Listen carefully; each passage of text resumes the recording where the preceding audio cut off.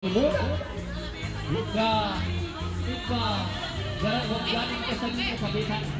Anak juga tani awalan nila kekesi. Mali tukur sa tabay di sinanyo sila. Mali di jama di jatin ni. Tukur sa tabay di. Isa din dan din ni jabe ni. Kanu ma kanno kana. Engkau kana model laksuk nabu dan ini awalan ni. Wajah ipa sa tiboda garu elle kana kanuma.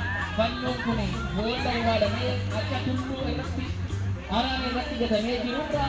Bae kung kuleto hileni panno kana sena kriyago namita jedhamu nama dulloma nama umuri kan satti panno Kristo sawwala me jepseti usa ugaw wala me kana baas de jechuudha etaana kana arsite etaani ku golbaye lafa panno ugani rajuru ratti gadi bu'ee sagade achumaanis qabanii etaana sanaan deemanii sadan kana keessaa isa kana jedhaniitu owwaalamee lafa jiru keessaa ba'ee jechuudha.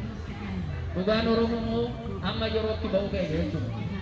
Dhugaan Oromoo namoonni kanaan dura dhugaa Oromoo hin beekne dhoksanii bara dheeraadha owwaalanii baduu qabaa jedhanii aadaasaa uffannaa kana bareedu. Amma gaafa argitan akkam bareeda, afaan keenya akkam bareeda, afaan jaalalaa qabu, afaan kabajaa walii qabu, afaan safuu qabu. Isa kanallee balleessuudhaaf namoonni asii achillee deeman baay'ee dhamaadha. Gara jaarraa tokko walakkaadhaaf waggaa 150 kan Kiristoos egaa fannoon kan itti owwaalamee taa'e waggaa 300 gara waggaa 295 garuu kan dhugaa Oromoo gara waggaa 150 eega owwaalamee booddee immoo kunoo kana walitti dhufne waaqaaf galanna ta'u kana seera ittiin uumamne waaqa keenya amantaa keenya bilisummaa kana yaa Waaqayyo jennee galateeffachuu nama harkaa kan eeyyamu waaqarraa kan kenname namni nu dhowwuu hin danda'u jechuudha. Kanaaf kun gammachuu guddaadha. Kana jechuun immoo jibba namaaf qabna, sabaaf sablammiidhaaf jibba qabna jechuun hin ta'in jaalala qabna, nama jaallanna, nama aammanna garuu of immoo irraanfannee miti of irraanfannee sun ta'e namallee akka keessa jaalladhu nuun jedhu dura of baruu barbaachisaa jechuudha. Of barree isa of barre kanammoo namoota kaan immoo akkuma kanaan kanan barbaachisa, nagaan hin barbaachisa, fayyaan hin barbaachisa, jiraachuun waliin jiraachuun hin barbaachisa, jaalalaan hin barbaachisa jennee waan ofii qabnu sana isa gaarii ta'e nama kaaniif immoo kenninaa jechuudha.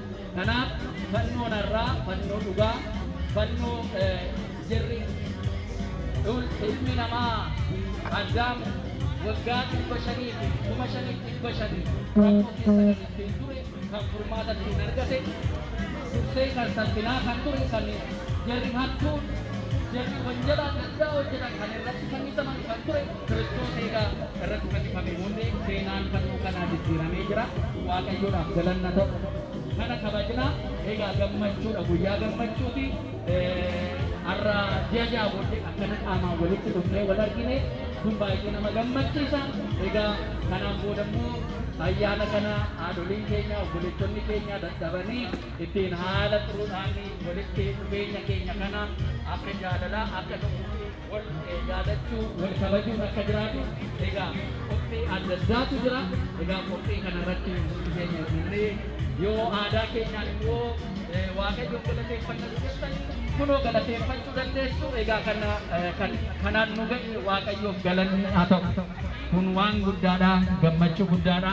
Egaa kanarratti boordiin baay'een as jirtu, ekskiyuutiiviin keenya as jirtu hundumti keessanii dhaamsas walii kennuu dabarsuu hin dandeessu. Dhugaa Rabbii koreen kana qindeessuudhaaf akkuma jiruun guyyaa baay'ee fudhatanii halkanii guyyaa walitti dhama'aniitiyyuu haala akka kanaatiin Waaqayyo akka kabajnu immoo nu taasise. Kanaafuu immoo koree qindeessituun kana ayyaana gubaa kanaa haala akka kanaatiin nu mijeessitanii Waaqayyo sina kabaju. Faarfattoonni keenyallee yeroo keessan kennitanii ijoollee keessan utuu isinitti bu'anuu rafuutu barbaadanu maal jedhanu lakkii kan mana Waaqayyoos yeroo kennuu qabna jettanii yeroo keessan kennitanii yeroo baay'ee fudhattaniitu Waaqa galateeffattu. Waaqayyo immoo isa mana keessan keessaa isa irratti ittisniif haguutu. Waaqayyo hunda keenya nu haa eebbisu, hunda keessan isin haa eebbisu, jaalala isaa tokkummaa isaa Waaqayyoon nuuf haa kennu. Egaa guyyaa har'aa biyya keessa isa jiru hundumti keessan daawwachaa turtanii isaasii daawwannu kanas egaa isaasii deemu kanas immoo daraa maaloo ilaallaa nutti agarsiisaa kan jechaan wajjin turan hojii kan galan namoonni baay'een jiru. Egaa jaras immoo bakka jiranitti Waaqayyo jara eebbisu. Hunda jara Waaqayyo jara eebbisu. Ijoolleen keenyas immoo guddatanii akkasuma amantaa isaanii, aadaa isaanii, eenyummaa isaanii hin dagatiin kan of gargaaranii, kan maatii gargaaran, kan biyya gargaaran ta'anu Waaqayyo hunda keenya nu eebbisu. Ayyaana kanarraa eebbasaa Waaqayyo nuuf haa kennu.